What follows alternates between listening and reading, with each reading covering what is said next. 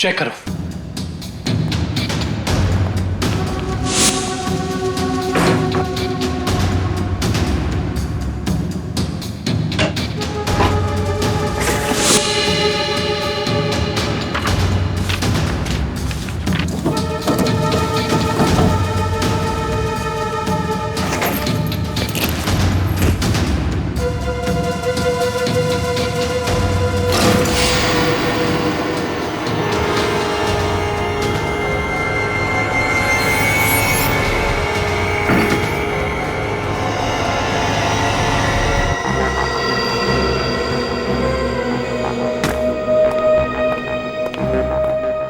ये बॉटल देखो, इसका नीचे का हिस्सा बिल्कुल वैसे ही है जैसा निशान हमें रिजॉर्ट के स्टीम रूम में मिला। ओह, तो इस केमिकल से रिकी ने रजित की बॉडी पिघलाकर उसका खून कर दिया है। हाँ, लेकिन एक स्टीम रूम का अटेंडेंट किसी को इतनी चालाकी से नहीं मार सकता। ये उसके दिमाग का काम हो ही नहीं सकता।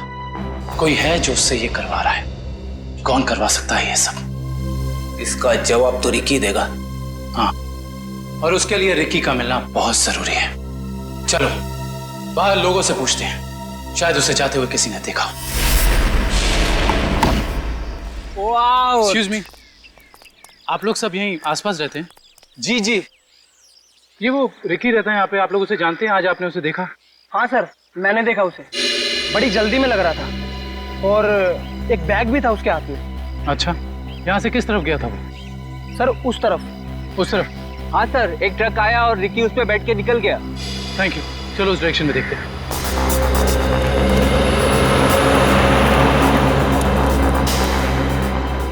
ये देखो, यहाँ पे रेत गिरी है, शायद ट्रक से गिरी होगी। इसका मतलब जिस ट्रक में रिकी गया वो ट्रक बिल्डिंग मटेरियल लेके जा रहा था। यहाँ आसपास कुछ कंस्ट्रक्शन चल रहा है, ढूंढना पड़ेगा।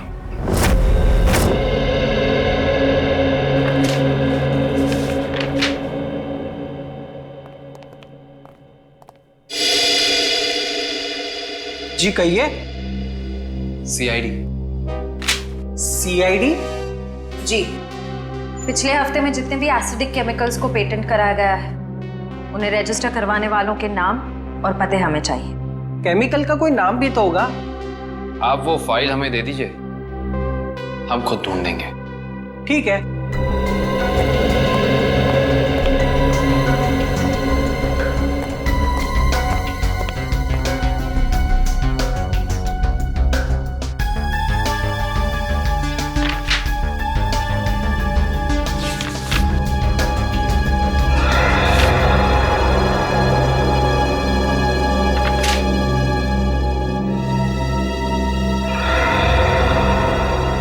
ये देखो, ये एसिड हाइड्रोवर्क्स नाम की एक कंपनी ने रजिस्टर कराया है और इस कंपनी के मालिक हैं रजित और विनय।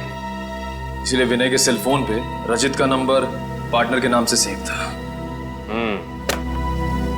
रजित अपने खोज से मरा और उसका पार्टनर विनय एक बंद कमरे में मरा हुआ मिला। इंटरेस्टिंग। ये केस तो और भी ज्यादा उलझता जा रहा है।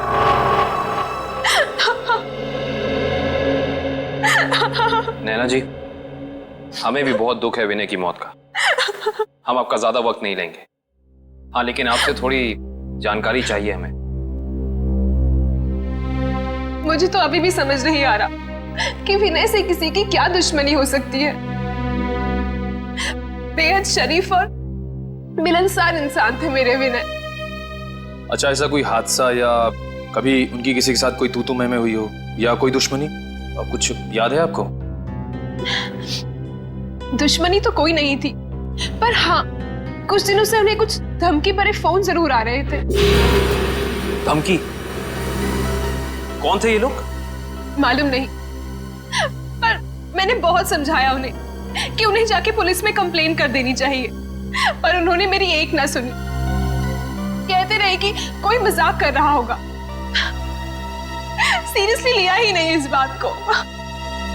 नैना जी, आप हमें हाइड्रोवर्क्स के बारे में क्या बता सकती हैं?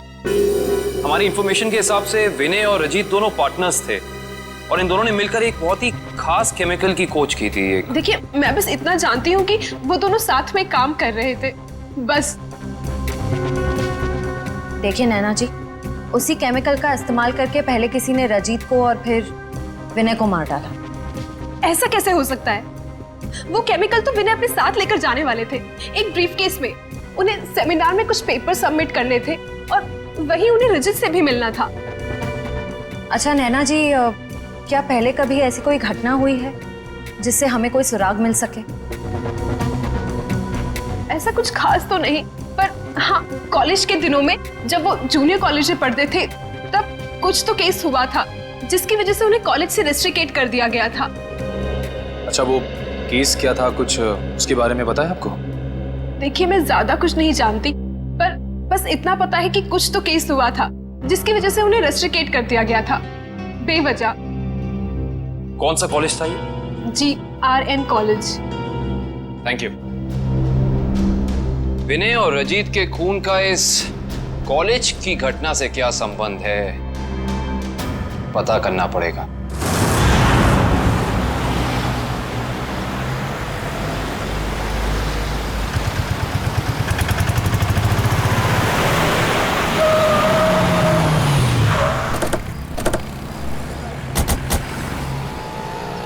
ये देखिए, रेत यहाँ पे पड़ी हुई है और ये देखो टायर के मार्क्स।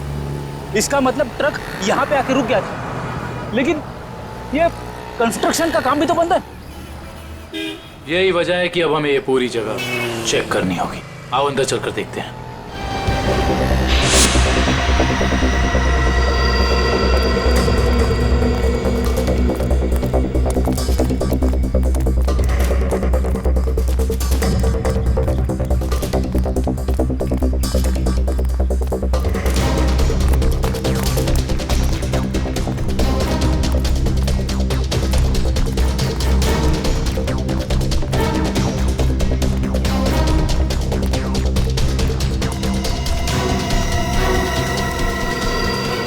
सर, रिकी यहाँ पे है।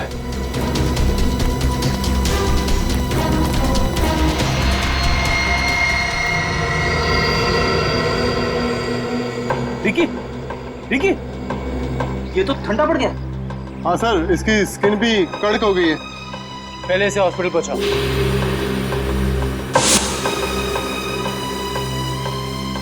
इशिता, एम्बुलेंस बुलाओ।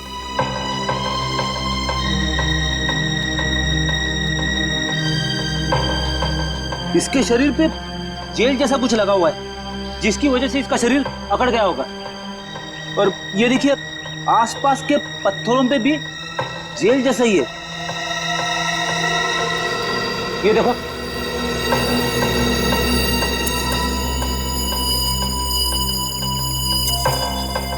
ये जेल क्या है इसके बारे में तो पता करना होगा। इन टुकड़ों को लैब ले चलो।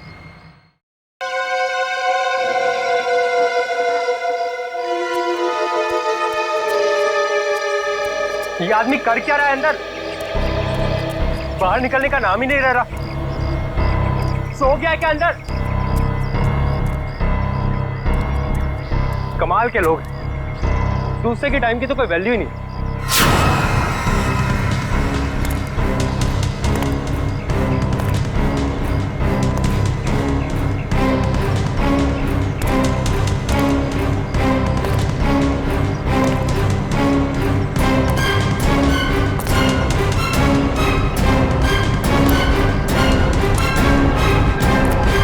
सर,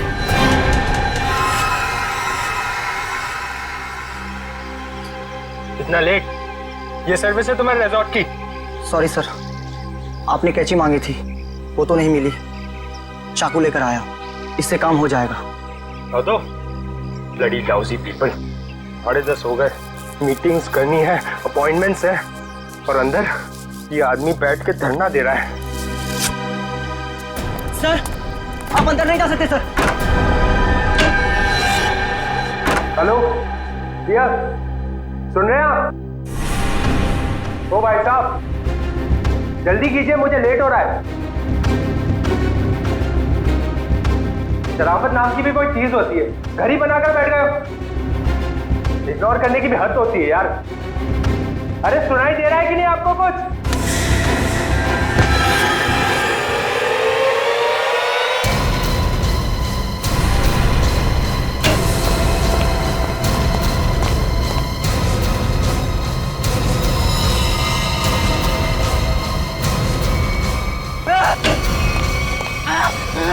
लाश लाश लाश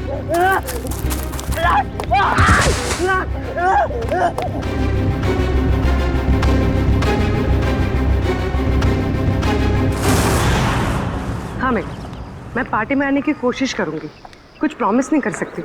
मेरा जॉब ही कुछ ऐसा है यार, कभी भी कुछ भी हो सकता है। ठीक है, चल अब मैं रखती हूँ, बाय। नहीं, बिल्कुल नहीं चलेगा। रात को 1 बजे 2 बजे कोई भी कभी भी आके चले जाएगा। जवान लड़की के घर में रात के टाइम में किसी लड़के का आने का मतलब हम अच्छी तरह से जानते हैं। क्या चल रहा है यहाँ पे? हाँ? और ये रो क्यों रही है? आप इनसे ही पूछिए ना, इसने क्या चाला रखा है यहाँ पे। देखिए मैडम, ये सोसाइटी है और हम सब फैमिली वाले हैं, और ये कैसी कैसी हरकतें करके रखी हैं यहाँ। हरकतें? आपका क्या मतलब है? इसका मतलब ये है कि ये दोनों लड़के रात बिरात इसके घर आते हैं, दरवाजा खटखटाते हैं, शरारत करते हैं। और तुम एक बात कान खोलकर सुन लो, तुम यहाँ से खुद से चली जाओ, नहीं तो हम सब मिलकर तुम्हें जबरदस्ती यहाँ से निकाल देंगे। एक मिनट, शांत हो जाइए आप लोग। कौन है ये लोग? मुझे नहीं मालूम कौन है ये। 2 दिन से मेरी रूम पार्टनर नहीं है और ये लोग रोज रात को आके मुझे तंग करते, जबकि मैंने इनको कभी देखा भी नहीं है। देख जिया, झूठ मत बोल। तू ही हमें बुलाती है और अब पहचानने से मना कर रही है। हाँ, कसम से हमेशा खुद ही फोन करके बुलाती है हमें। देखो, झूठ मत बोलो, मैं तुम लोगों को नहीं जानती हूँ। पता नहीं ये लोग मुझे क्यों बदनाम कर रहे हैं। देखो, झूठ और सच का फैसला कहीं और जाकर करना, समझी? गुप्ता जी, इस बात का फैसला आप अभी कीजिए आप, और अगर आपसे भी नहीं होता है तो हम सब मिलकर इस लड़की का कमरा खाली कर देंगे।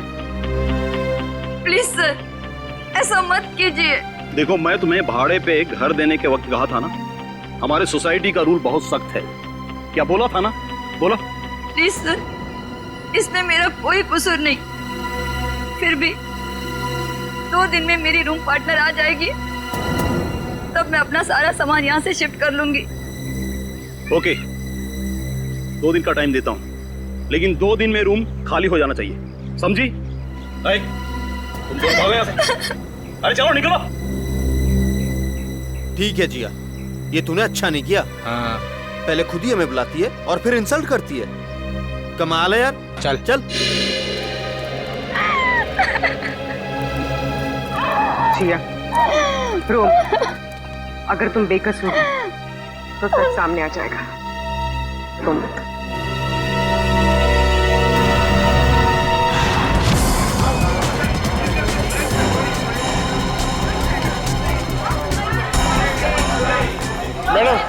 मैडम मेरा बिल बनाइए फौरन। सुनिए, जरा शांत हो जाइए। देखिए, यहाँ पर खून हुआ है।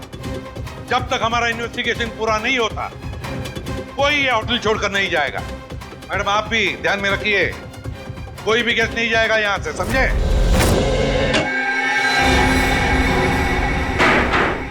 सर बॉडी नहीं है। बॉडी नहीं है? ये कैसे हो सकता है? बॉडी गई कहां? बॉडी कैसे गायब हो गई? कैसे हो सकता है? और सर, अगर किसी ने मर्डर किया है और अगर वो बॉडी ले गया तो फिर ये सिर क्यों छोड़ गया? वही तो, अगर सिर यहां छोड़ा और लाश कहीं पर लेकर गया तो कोई ना कोई निशान तो होने चाहिए था। किसी ना किसी ने तो देखा होगा। कोई ना कोई तो जगह हो सकती है। कहां गई लाश? हुआ क्या यहाँ पर? नहीं नहीं नहीं नहीं, यहाँ पर जो कुछ भी हुआ है ना सांखे, यहीं पर हुआ है, इसी 4 दीवारों के अंदर, इस टीम बॉक्स में, यहीं पर। सर, इस सिर को देख के ऐसा लगता है किसी ने बहुत ही बेरहमी से कत्ल किया इसका, लेकिन यहाँ पे एक भी खून का निशान, कोई धब्बा, कुछ भी नहीं है। एग्जैक्टली, अगर सिर कटा है तो खून होना चाहिए था इन दीवारों पर, खून होना चाहिए था इस फर्श पर, लेकिन यहाँ पर खून का कोई भी निशान नहीं, कोई धब्बा नहीं। यहाँ देखो, इस बॉक्स में खून का कोई भी निशान नहीं, कोई भी निशान नहीं, ना कोई हथियार का निशान। सांखे, सिर कटा हुआ है, लाश गायब है, लेकिन इस पूरे कमरे के अंदर कुछ भी निशान नहीं, कमरा सुथरा साफ है।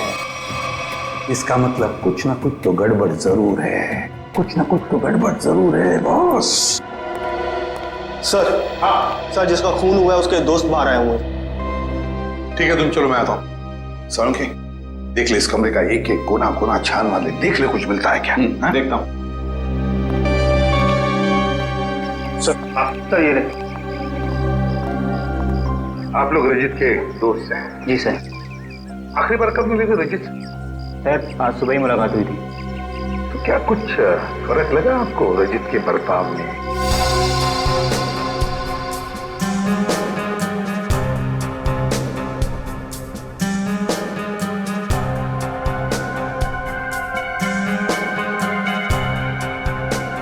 सर ऐसी तो कोई बात नहीं है। इनफैक्ट हम जिम से साथ में ही आ रहे थे, कॉरिडोर में मेरी उससे बात भी हुई। बहुत फ्रेश और बहुत खुश लग रहा था। अरे रजित, कैसी रही तुम्हारी मसाज? हाँ, हल्का महसूस कर रहा हूँ। सेमिनार के लिए आए पर ऐसा लग रहा है वेकेशन के लिए आए हैं। मुझे लगा तुम वाकई में वेकेशंस के लिए ही आए हो। अरे कहीं सेमिनार में सो मत जाना। नहीं, मैं आधे घंटे के लिए स्टीम बात कर लूँ, फिर टॉक्सिन्स भी क्लीन हो जाएंगे और मैं फ्रेश भी लगूंगा। सर उसके बाद हम दोनों यहाँ स्टीम रूम में आए और वो स्टीम रूम का अटेंडेंट रिकी, सर रिकी ने ही स्टीम रूम तैयार किया था रजित के लिए। Good morning sir. Good morning Ricky. 10 बजे का अपॉइंटमेंट है मेरा। Yes sir. सर आप साइन कर दीजिए। Thank you sir. आइए सर।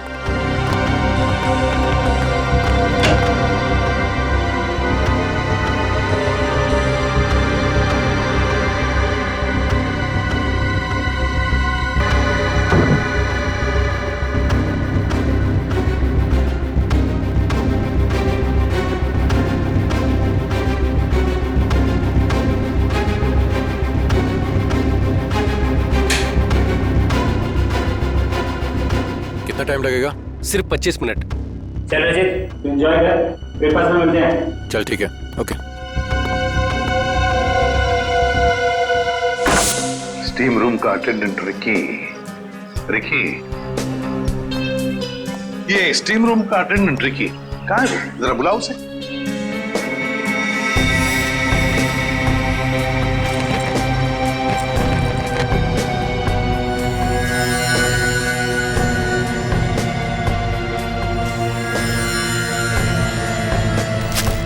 सर वो जब से हादसा हुआ है तब से गायब है। रिकी इस रिसोर्ट में कहीं नहीं। रिकी गायब है? जब से हादसा हुआ रिकी गायब है। इस रिकी का पता लगाना पड़ेगा। सर सर, खून, एक और लाश उधर है।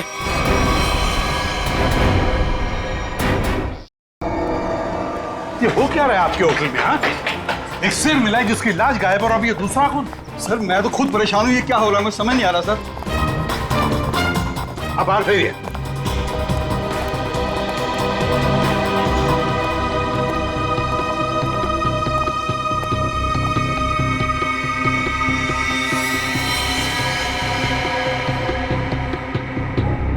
छाती में दो वार किए हैं।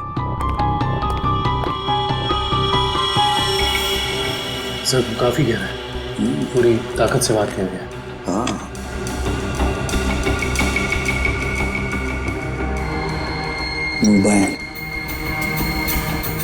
Correct sir.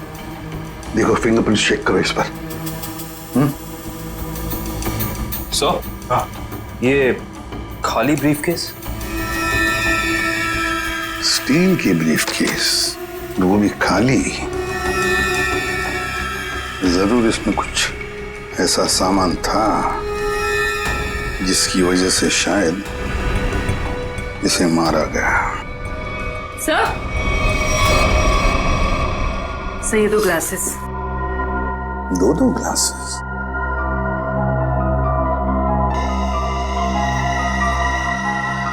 लिपस्टिक वगैरह के तो कोई मार्क नहीं, लेकिन एक बात तो पक्की है कि यहाँ पर इसे मिलने कोई आया तो था जरूर।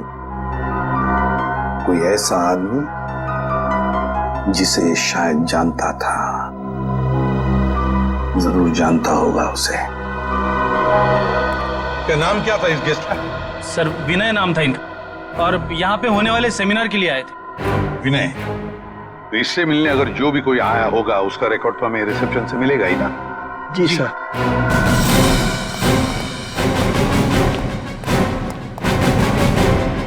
देखो, विनय के बारे में और कुछ जानना चाहते हैं हम लोग। ये विनय कब आया था यहाँ पर? सर, मिस्टर विनय ने आज सुबह ही चेक इन किया था हमारे रिजॉर्ट में, करीब 8 बजे। 8 बजे? जी। अकेले ही आया था या कोई साथ में भी था उसके? अब नहीं सर, वो अकेले ही थे। उनके रूम में कोई बाहर से विजिटर आया था? नहीं सर, बाहर से तो कोई नहीं आया था, लेकिन उनके सेमिनार से उनके रूम में कोई गया हो तो उसका पता नहीं हमें। अच्छा, विनय के बारे में कुछ खास बात याद आती है तुम्हें? मेरा मतलब है कुछ भी, यू नो। आपके रिसोर्ट में इस ब्रीफकेस के लिए कोई पर्सनल लॉकर है? आई एम सॉरी सर, हमारे रिजॉर्ट में ऐसी कोई फैसिलिटी नहीं है। ओके।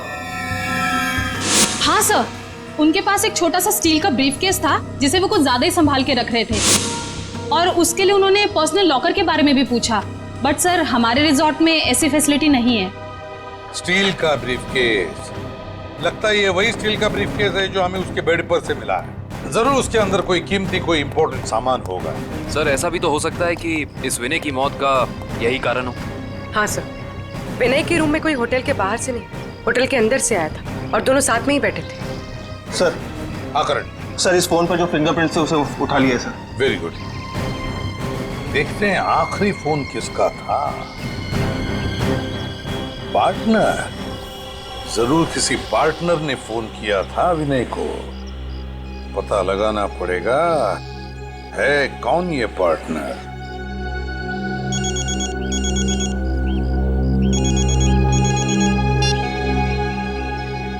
हेलो। हाँ, तुम आज से ही काम शुरू कर दो, ये जरूरी है।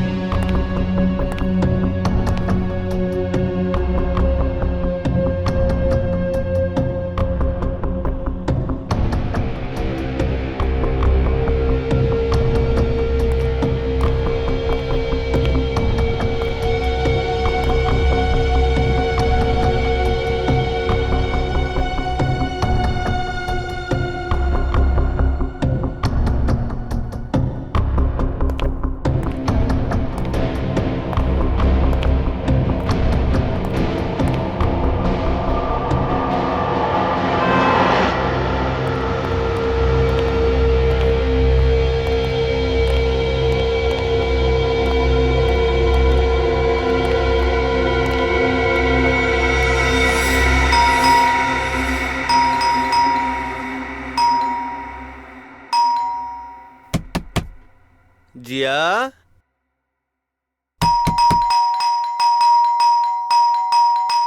दरवाजा खोलो जिया। जिया, जिया, जिया दरवाजा खोलो वरना तोड़ देंगे हम, बता रहे हैं हम बस। ये इन लोगों का रोज का नाटक है। जिया, दरवाजा खोलो जिया। जिया प्लीज दरवाजा खोलो प्लीज, नहीं तो हम तोड़ देंगे दरवाजा, बोल दे रहे हैं हम। जिया, जिया, पुलिस को फोन करते हैं तभी बात समझ में आएगी। जिया, दरवाजा खोलो जिया। जिया,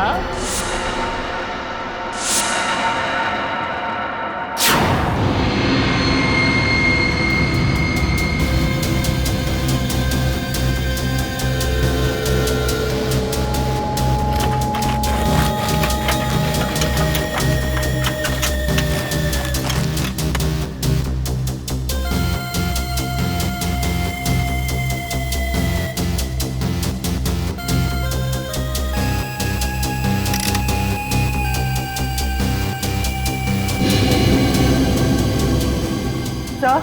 आता रहेगा। सर, इसकी खोपड़ी में एक अजीब बात है। अच्छा,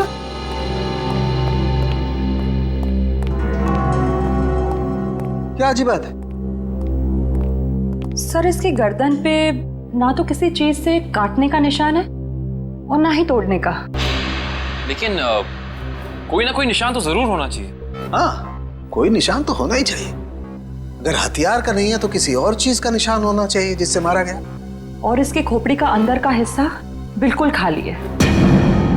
ऐसा लगता है जैसे कि सारी चीजें पिघल कर बह गई हो। ऐसा कैसे हो सकता है तारिका? इसके अंदर कोई मोम तो होता नहीं। खून है, मसल्स हैं, टिश्यूज हैं। हाँ, लेकिन ये खोपड़ी बिल्कुल खाली है। अच्छा तारिका, इसकी खोपड़ी में से जो फ्लूइड निकला था, तुम उस फ्लूइड को चेक करो, उसमें जरूर कुछ ना कुछ मिलेगा।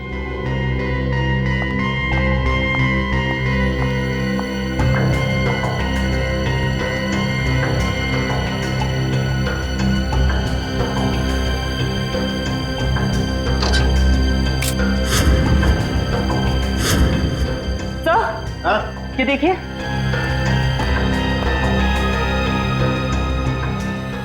अरे एसिड, इसकी खोपड़ी के अंदर एसिड। सर इसका मतलब है एसिड या किसी केमिकल से इसके सर के अंदर के हिस्से और इसके शरीर को पिघला दिया गया और फिर स्टीम बॉक्स के ड्रेन पाइप से बाहर निकाला गया। हाँ, और वो भी 30 मिनट के अंदर। सर ये कैसे हो सकता है? हमने तो पढ़ा था कि कॉन्सेंट्रेटेड एसिड में किसी भी बॉडी को पिघलने के लिए कम से कम 20 घंटे लगते हैं। You're right, श्रेया, 20 घंटे ही लगने चाहिए, लेकिन इस केस में ऐसा नहीं हुआ। एक और बात, इस ड्रेन पाइप में मुझे कैल्शियम फॉस्फेट, जिससे इंसान की हड्डियां बनती हैं, वो और कुछ टिश्यूज के टुकड़े मिले हैं। मुझे लगता है जिस एसिड से इस आदमी के शरीर को पिघलाया गया है, यह एसिड किसी की इन्वेंशन है, कोई नई खोज। हाँ सर, उस बॉटल के निचले हिस्से से जो निशान बना था जिस केमिकल से, वो भी एसिडिक है और हमारे किसी केमिकल से मैच नहीं करता। लेकिन सर, अगर इस एसिड ने रजीत की बॉडी को पिघला दिया, तो फिर वो स्टीम बॉक्स क्यों नहीं पिघला? वो इसलिए क्योंकि ये एसिड किसी मेटेलिक चीज को नहीं पिघलाता है, और इसीलिए इस एसिड को कांच की बोतल में रखा गया था। सर फिर तो उसे बहुत दर्द हुआ होगा। नहीं वंश, मुझे नहीं लगता है इसे दर्द महसूस हुआ होगा। क्यों सर? क्योंकि श्रेया, पहले इसे बेहोश कर दिया गया था। मतलब पहले इसे बेहोश किया गया, फिर मारा गया, उसके बाद स्टीम बॉक्स की ड्रेन पाइप से बहा दिया गया।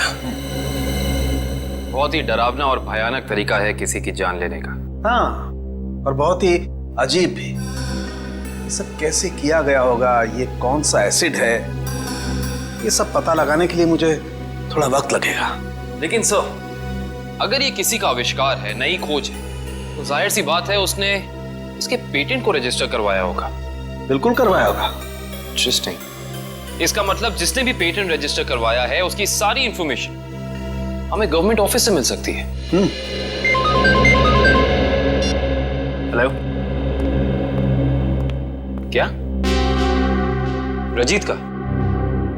ओके। अभी पता चला है कि विनय ने जिस पार्टनर वाले नंबर पे फोन किया था, वो और किसी का नहीं बल्कि रजीत का नंबर था। इसका मतलब विनय और रजीत एक दूसरे को जानते थे, और रिजॉर्ट में विनय के कमरे में हमें जो 2 ग्लासेस मिले थे, उनमें से एक ग्लास शायद रजीत का था। अब तो विनय के घर वालों से ही पता करना पड़ेगा।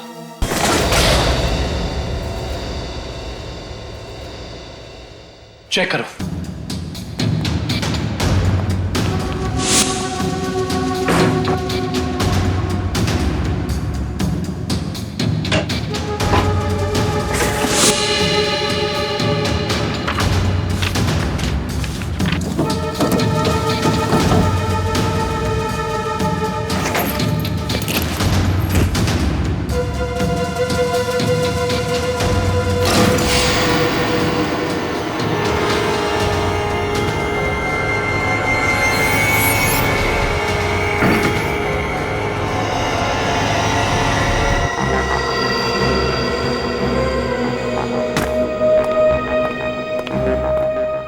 ये बॉटल देखो, इसका नीचे का हिस्सा बिल्कुल वैसे ही है जैसा निशान हमें रिजॉर्ट के स्टीम रूम में मिला। तो इस केमिकल से रिकी ने रजीत की बॉडी पिघला कर उसका खून कर दिया है। हाँ, लेकिन एक स्टीम रूम का अटेंडेंट किसी को इतनी चालाकी से नहीं मार सकता।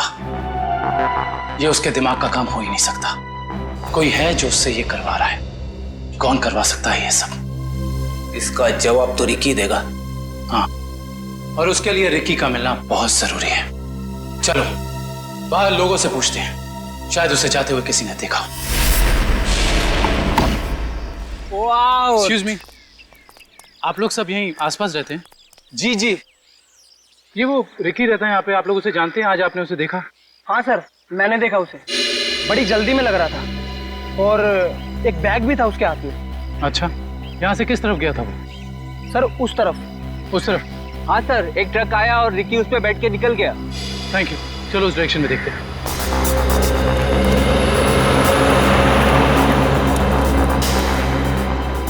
ये देखो, यहाँ पे रेत गिरी है, शायद ट्रक से गिरी होगी।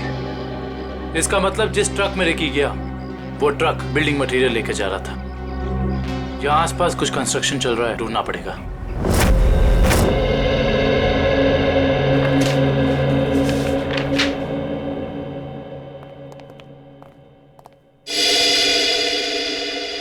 जी कहिए।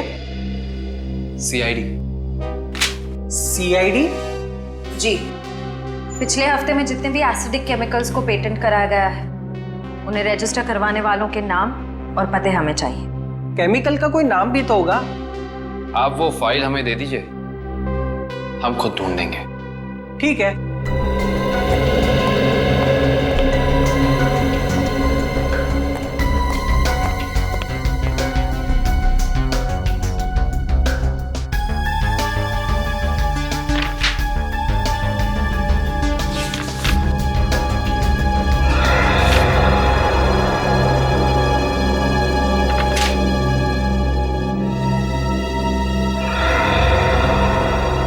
ये देखो, ये एसिड हाइड्रोवर्क्स नाम की एक कंपनी ने रजिस्टर कराया और इस कंपनी के मालिक हैं रजित और विनय।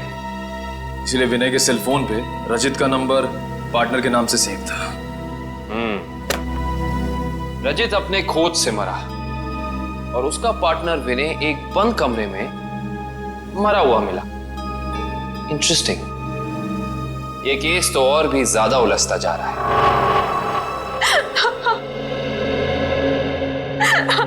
नैना जी, हमें भी बहुत दुख है विनय की मौत का।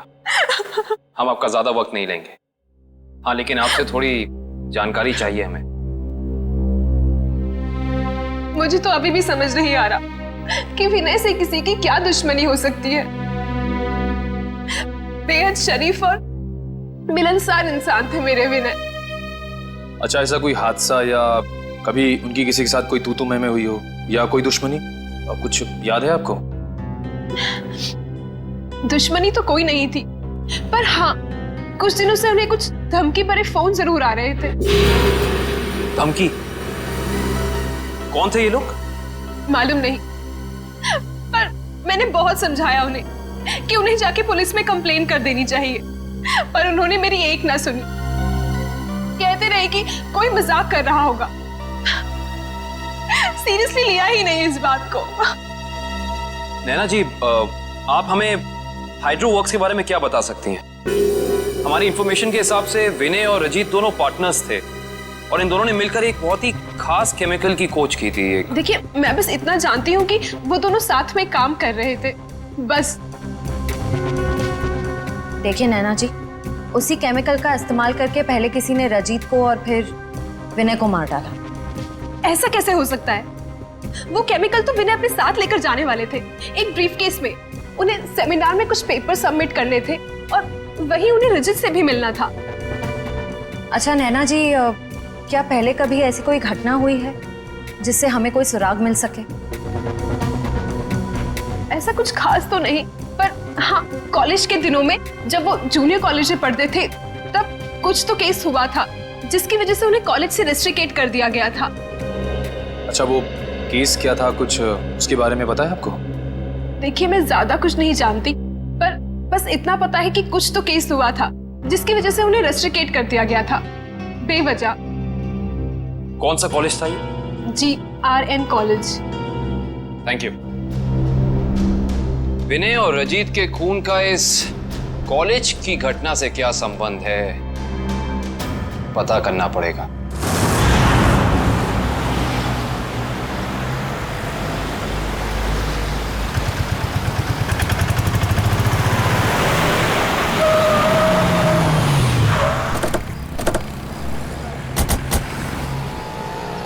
ये देखिए, रेत यहाँ पे पड़ी हुई है और ये देखो टायर के मार्क्स। इसका मतलब ट्रक यहाँ पे आके रुक गया था, लेकिन ये कंस्ट्रक्शन का काम भी तो बंद है। यही वजह है कि अब हमें ये पूरी जगह चेक करनी होगी। आओ अंदर चलकर देखते हैं।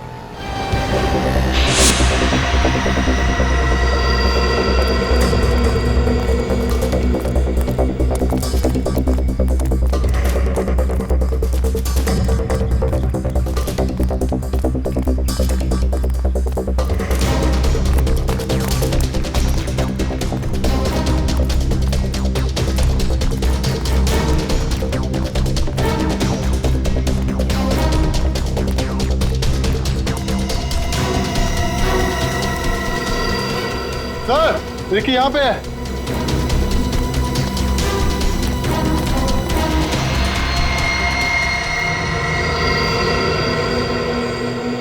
रिकी, रिकी, ये तो ठंडा पड़ गया। हाँ सर, इसकी स्किन भी कड़क हो गई है। पहले इसे हॉस्पिटल पहुंचाओ।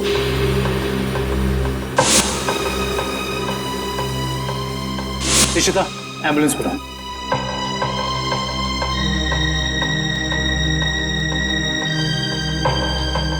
इसके शरीर पे जेल जैसा कुछ लगा हुआ है, जिसकी वजह से इसका शरीर अकड़ गया होगा। और ये देखिए, आसपास के पत्थरों पे भी जेल जैसा ही है। ये देखो,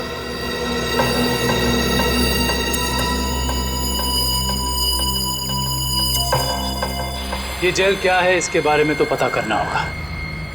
इन टुकड़ों को लैब ले चलो।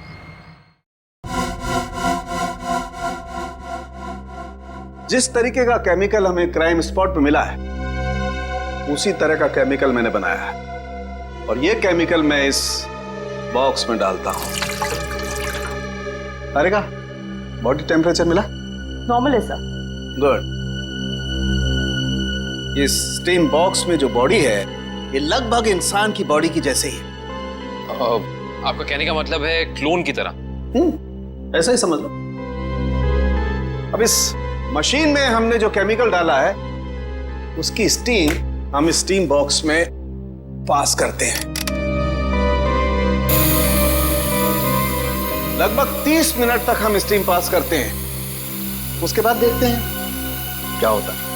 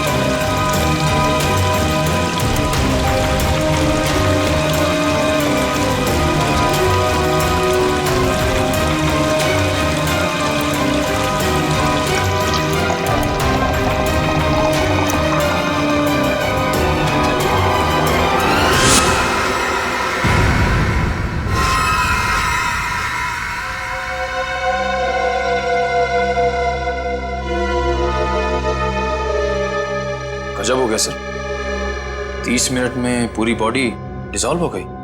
हाँ निखिल, ये केमिकल बहुत पावरफुल है। थोड़ी सी मात्रा में पूरी की पूरी बॉडी पिघल करके बह जाती है। रिकी की बॉडी भी इसी केमिकल की वजह से फ्रीज होकर के अकड़ गई थी। आई सी, बहुत ही खतरनाक केमिकल है ये।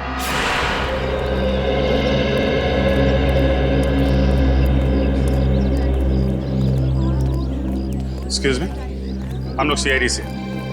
2005 के केस के सिलसिले में आपसे थोड़ी पूछताछ करनी थी।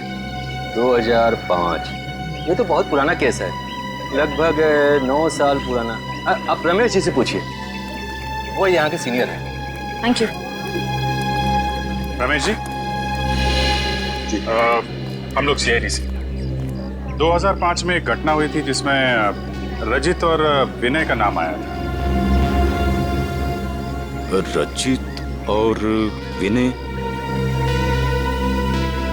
सर क्या है कि हर साल इतने लड़के लड़कियां आते हैं तो नहीं, उस केस में इन दोनों लड़कों को रेस्ट्रिकेट किया गया था। रेस्ट्रिकेट?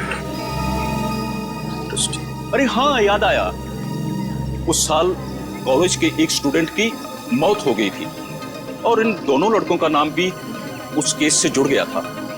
काफी बवाल हुआ था। ये स्टूडेंट कौन था और उसकी मौत कैसे हुई? मैडम, बहुत अजीब तरीके से हुई थी। ये किस्सा लेबोरेटरी में हुआ था।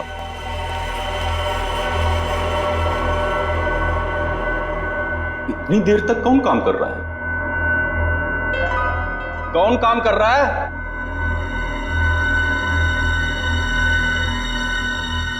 अरे भाई, खोगे का काम में जवाब तो दो, कब तक काम करोगे? अरे चुप क्यों हो? बताओ, मैं लेबोरेटरी बंद करूं या खुली रहने दूं?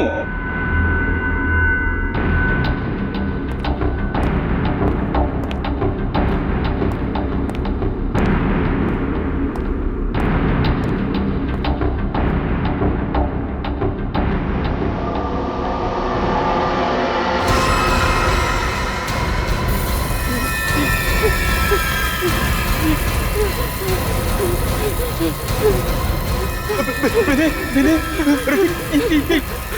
ये देखो संपत को क्या हो रहा है? सर बचाइए इसे, प्लीज सर बचाओ इसे। सर देखिए ना संपत को क्या हो रहा है। सर देखिए ना। क्या कुछ करो भाई। सर क्या हो रहा है, देखिए ना सर बहुत भयानक था वो। ऐसा मैंने पहले कभी नहीं देखा था। एक आदमी खड़ा था और खड़े खड़े पिघल गया। संपत नाम था उसका, पुलिस केस भी हुआ था और विनय और रजित को रेस्ट्रिकेट किया गया था। इस केस से जुड़ी सारी फाइलें चाहिए। हेलो, कहाँ? कौन से रेस्टोरेंट? ठीक है, मैं पहुंचती हूँ, नजर रखना।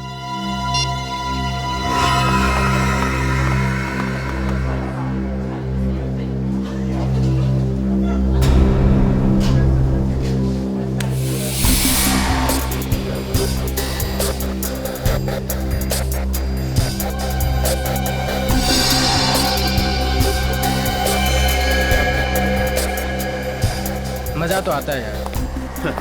अरे काहे का मजा यार? पता है, रात को जैसे ही जाते हैं ना उसके घर के सामने, तभी चौकीदारों को पटाना पड़ता है।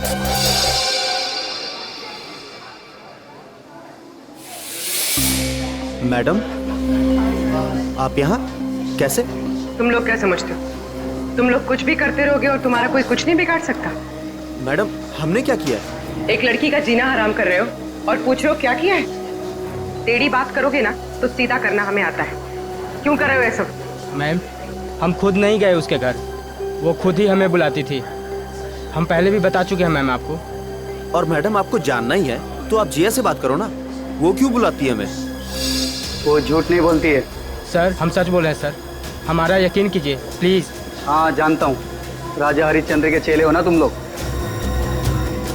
देखो, लास्ट चांस करो, सच सच बताओ, उस लड़की को क्यों परेशान कर रहे हो?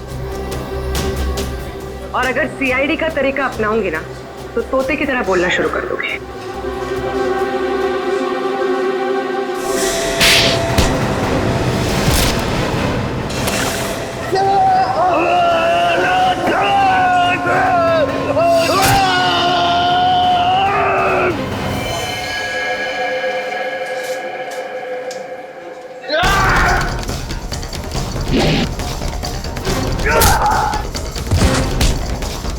लड़कियों को छेड़ता है।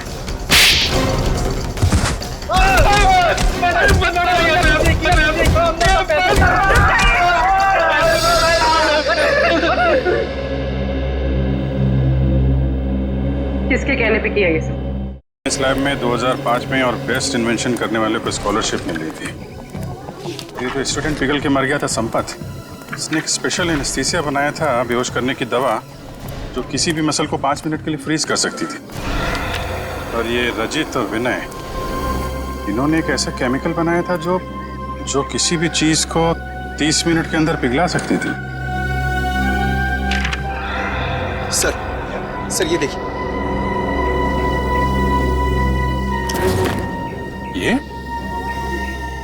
ये भी उस वक्त कॉलेज में था, और ये बात उसने हमसे छुपाई।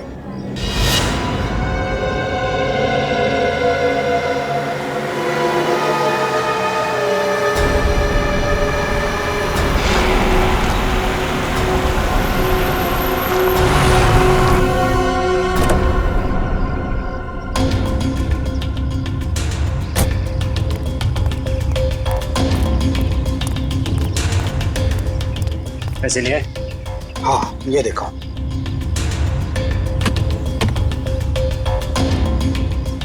अब खुश? गुड। ये रहा तुम्हारा सामान।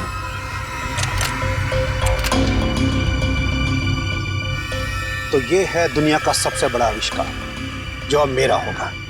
बिल्कुल तुम्हारा है। Thank you. वेलकम।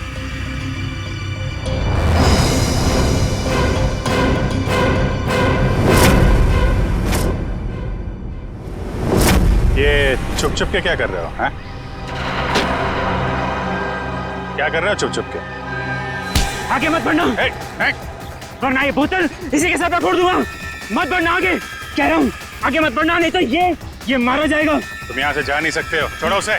आगे नहीं बढ़ना, कहा ना, मैं झूठ नहीं बोला मैं। पीछे रहो, आगे मत बढ़ना।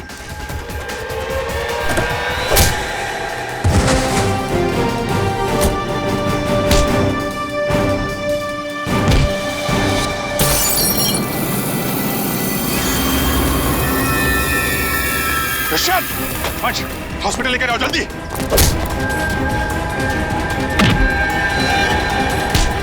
हाँ,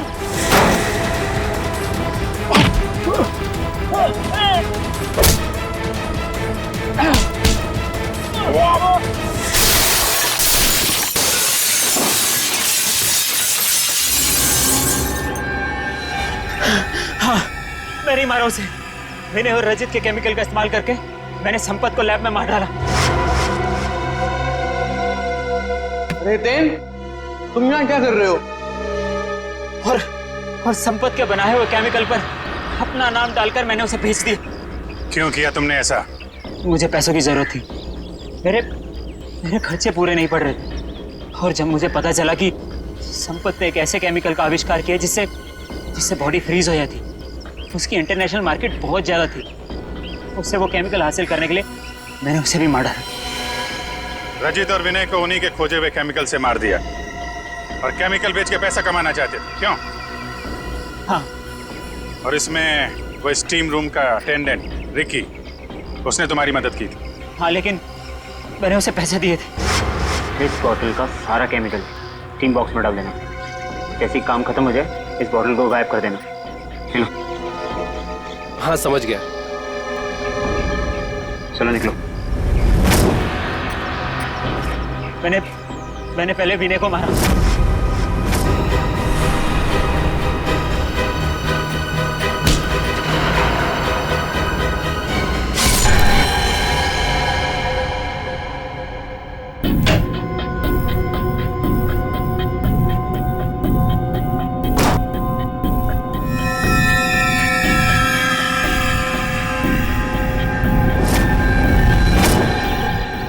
और फिर रिकी की मदद से मैंने रजित को खत्म कर दिया।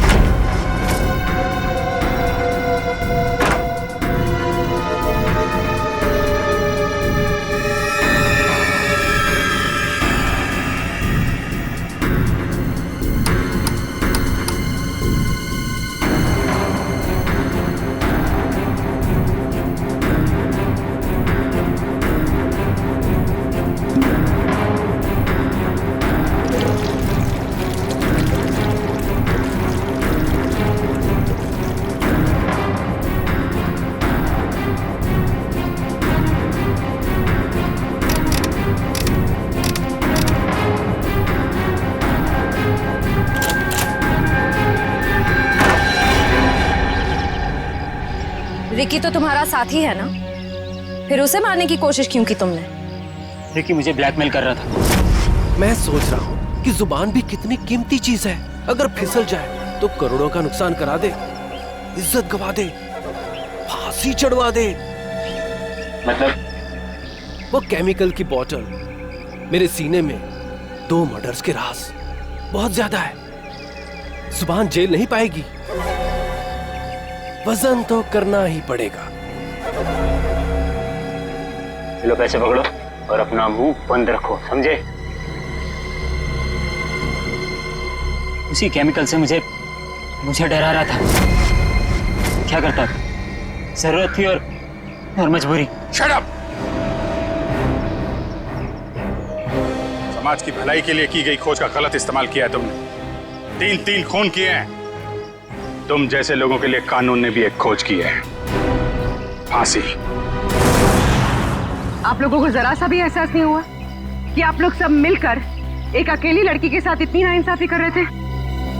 कोई इस तरह से परेशान करता है किसी को? बोलिए।